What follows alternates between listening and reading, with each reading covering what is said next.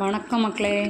இன்றைக்கி நம்ம வீட்டில் என்னதுன்னா சாம்பார், முள்ளங்கி பொரியல், சாதம். நாங்கள் ஃபஸ்ட்டு என்ன செஞ்சேன், சாதம் அரிசியை கொதிக்க வச்சுட்டேன். ரெண்டாவது பருப்பில் கொஞ்சம் நல்லெண்ணெய், மஞ்சப்பொடி எல்லாம் போட்டு பருப்பை வேக வச்சுட்டேங்க. வேக வச்சுக்கிட்டு இருக்கும்போது அந்த சாதம் அதில் கொஞ்சம் நல்லெண்ணெய் ஊற்றினா கொஞ்சம் நல்லாயிருக்கும். அதனால தான் சாம்பாருக்கு கொஞ்சம் பருப்பில் நல்லெண்ணெய், மஞ்சப்பொடி, காயம் போட்டுருவேன். காயம் போட்டு அது வெந்துக்கிட்டு இருக்கும்போது அந்த சாதமும் கொதிச்சுக்கிட்டு இருக்குது. அதுக்கப்புறம் காய்கறி அந்த சாதம் வெந்தோடனே அதை வடித்து வச்சுருவேன்.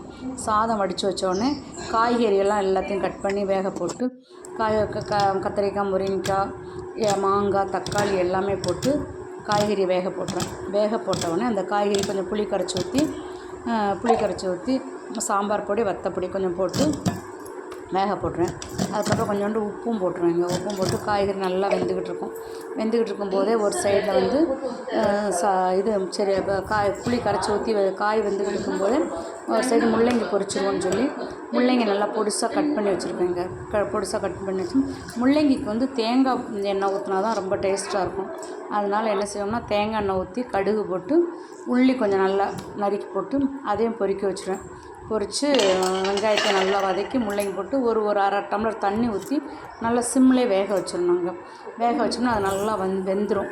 வெந்துக்கிட்டு இருக்கும்போது நம்ம என்ன செய்யணும், தேங்காய், ஒரு மிளகாய், ஜீரகம் 2-3 போட்டு ஒரு திருக்கி கொஞ்சோண்டு தூள் உப்பு போட்டு நம்ம நல்லா வெந்துட்டோம்னா அதை போட்டு அந்த திரிச்சு வச்சதை போட்டு ஒரு திருக்கி நம்ம வந்து நல்லா அந்த முள்ளங்கியோட விரவி கொஞ்சம் மசால் வாடை போனதும் பெருன்னு நல்லா வந்தோடனே டேஸ்ட்டாகவும் 2 கருவேப்பிலை உருவி போட்டு வச்சிடணும். அதுக்கப்புறம் வந்து சாம்பார் வந்து நம்ம தேங்காய் அரைச்சி வச்சு தேங்காவை கொஞ்சோண்டு மிக்ஸியில் தேங்காய், ஜீரகம் போட்டு அரைச்சி வச்சுருப்போங்க. அதை வந்து நம்ம பருப்போடு போட்டு அதில் வந்து கத்திரிக்காய், அந்த மாங்காய், உள்ளி, தக்காளி 3 பருப்போடு போட்டு நான் மிக்ஸ் பண்ணி வச்சுருவேங்க.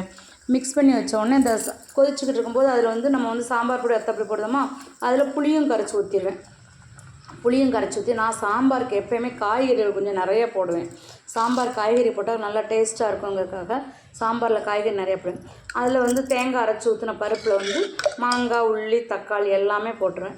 போட்டு அந்த சாம்பார் கொதித்தோடனே புளி கரைச்சி ஊற்றினா இந்த பருப்பையும் தூக்கி போட்டு திரும்ப என்ன செய்வேன், ஒரு சட்டியில் நல்லெண்ணெய் ஊற்றி கடுகு போட்டு உள்ளி போட்டு நல்லா கொதித்து அதில் 2 மல்லி இலையை உருவி சாம்பாரில் போட்டுருவேன்.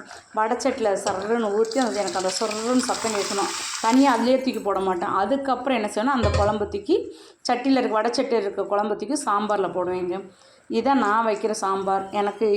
எனக்கு தெரிஞ்சது இதுதான். நீங்கள் எப்படி பண்ணுவீங்கிறது கமெண்ட்டில் பண்ணுங்கள். நன்றி, வணக்கம். நாளைக்கு வேறு ஒரு நல்ல சமையலுடன் உங்களை சந்திக்கிறேன். நன்றி, வணக்கம்.